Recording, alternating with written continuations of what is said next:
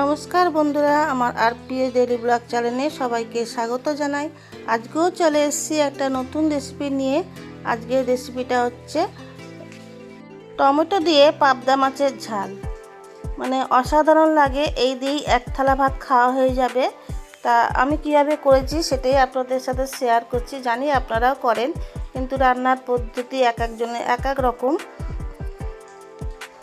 এই মাছটা করার জন্য আমি একটা গোটা মাছকে 3 পিস দোকান থেকেই করে দিয়েছে, ওরা 3 পিস করে দিয়েছে। ওই 3টে মাছই আমি করব, আমাদের লোক সংখ্যা কম। ওর মধ্যে হলুদ, নুন আর একটু সর্ষের তেল দিয়ে দিলাম, কারণ এই মাছের আঁশ নেই বলে ভাজার সময় খুবই ফাটে, তাই সাবধানেই মাছটা একটু ভাজতে হয়। তা আমি এবার হাতের সাহায্যে ওই তেল, হলুদ আর নুন ভালো করে মাখিয়ে দিচ্ছি, দিয়ে খানিকক্ষণ একটু রেখে দেবো।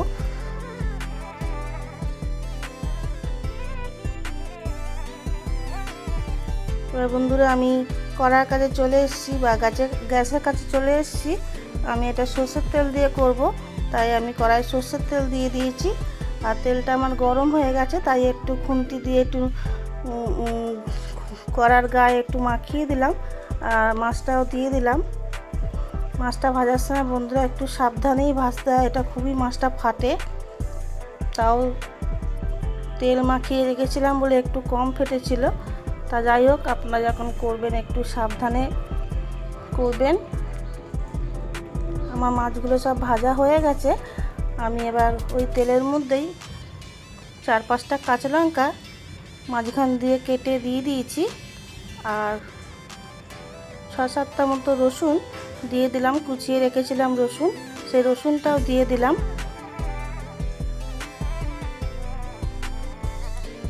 রসুনটা দিয়ে দেওয়ার পর রসুনটা একটু ভাজা ভাজা হয়ে যাওয়ার পর একটু কালো জিরে দিয়ে দিলাম। এবার কালো জিরে, রসুন, লঙ্কা সব একটু ভালো করে ভেজে নিচ্ছি। তারপর আমি একটা মিডিয়াম সাইজের টমেটো কিউব করে কেটে রেখেছিলাম, সেটাই আমি দিয়ে দিলাম। এবার ভালো করে একটু নাড়াচাড়া করে একটু চাপা দিয়ে দেবো, যাতে টমেটোটা একটু ভালো করে গলে যায়। দেখুন আমি খানিকক্ষণ পরে চলে এসেছি, আর আমি আর একটা টমেটো পেস্ট করে রেখেছিলাম, সেই টমেটোটার পেস্টটা দিয়ে দিলাম। দিয়ে এবার আমি হলুদ গুঁড়ো,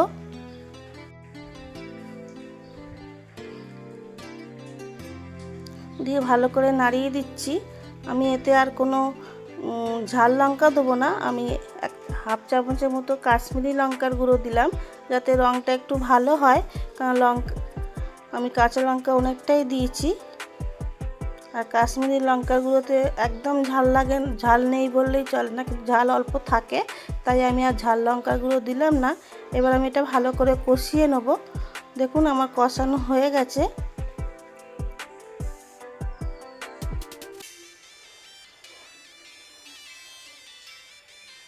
আমি এর মধ্যে জল দিয়ে দেবো।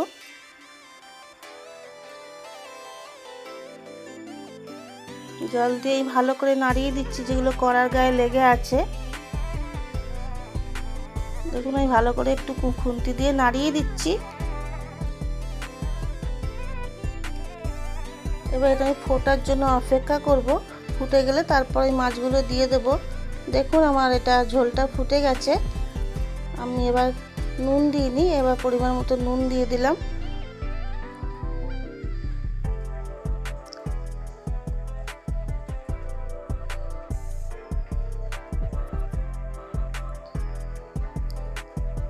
মাছগুলো 3টে মাছ আমি এবার দিয়ে দেবো, দিয়ে একটু নাড়াচাড়া করে নিচ্ছি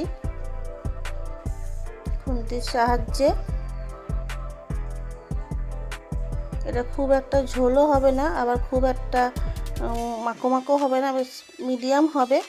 দেখুন আমার রেসিপিটা পুরো বুঝতেই পাচ্ছেন কীভাবে করেছি, বেশি ঝোলও না, বেশি মাখো মাখো মতোই হয়েছে। আমার রেসিপিটা কিন্তু পুরো রেডি হয়ে গেছে। আমি একটা প্লেটে সার্ভ করে দিয়েছি। যদি রেসিপিটা নতুন কোনো বন্ধুর ভালো লেগে থাকে, তাহলে চ্যানেলটা সাবস্ক্রাইব করার অনুরোধ রইল। আর পুরনো বন্ধুরা যারা ফুল ওয়াচ করেন, তাদের অনেক অনেক ধন্যবাদ।